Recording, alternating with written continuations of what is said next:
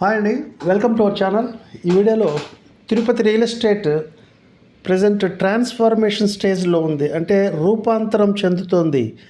ఈ transformation stage ఇక్కడి నుంచి ఇంకొక 4 సంవత్సరాలు ఉంటుంది.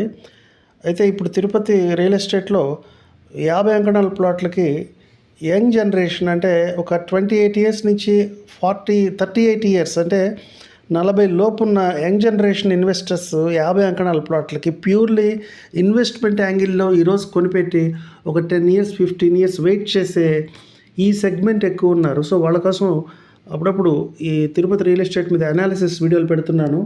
ప్రజెంట్ అయితే 2030 గురించి మాట్లాడదాం. 2030 నాటికి ఇప్పుడున్న ఈ రేణిగుంట ఏర్పేడి మధ్యలో సామాన్యులైతే సైట్లు కొనలేరు.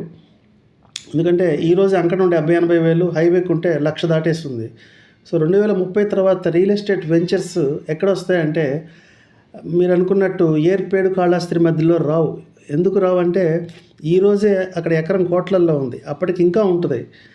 సో ఆ రేట్లో పెట్టి కొనుక్కొని దాన్ని వెంచర్గా మారిస్తే అంకణం అక్కడ కూడా మినిమం 1,00,000-1,50,000 పెట్టాలి.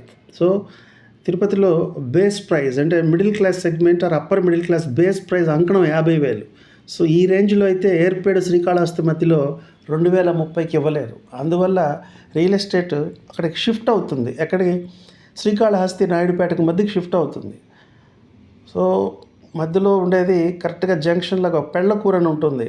అంటే శ్రీకాళహస్తికి ఒక 14 కిలోమీటర్లు, మళ్ళీ అక్కడి నుంచి 14 వెళ్తే నాయుడుపేట వస్తుంది.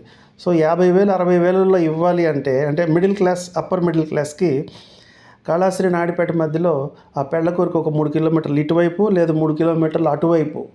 సో గమనించండి, ఈ మధ్యలో మీరు ఏర్పేట నుంచి వెంకటగిరి రోడ్డు ఉంది కదా అనుకుంటారు, కానీ ఆ రోడ్లో already over supply, demand supply formula break అయిపోయి ఎక్కువ వెంచర్లు వేశారు. హైవే మీద అయితే ఇప్పుడు ఎక్కడన్నా వేస్తే మళ్ళీ అక్కడ కూడా ఇప్పుడు 1,00,000 పెట్టాలి. ప్రజెంట్ లోపలికి 3-4 కిలోమీటర్లు వేసి కూడా వెంచర్లు వేసేసారు. సో తిరుపతి వాళ్ళకైతే ఆ రోడ్డు మీద మోజు తగ్గిపోయింది. ఏర్పేడు కాళహస్తి మధ్యలో 1,00,000 పెట్టి కొనే ఇంట్రెస్ట్ ఉండదు. సో 50-60 వేల రేంజ్లో ఎవరైనా ఒక వెంచర్లో ప్లాట్ కొనాలంటే 2030 నుంచి 2030 తర్వాత అది కాళహస్తి నాయుడుపేట మధ్యలోనే possible. So Nagari to Pichatur రోడ్లో ఈరోజు వెంచర్లు పడుతుంటే పుత్తూరు మార్కెట్ పరిస్థితి ఏంటి అంటే పుత్తూరు ఎక్కడికి వెళ్తుంది?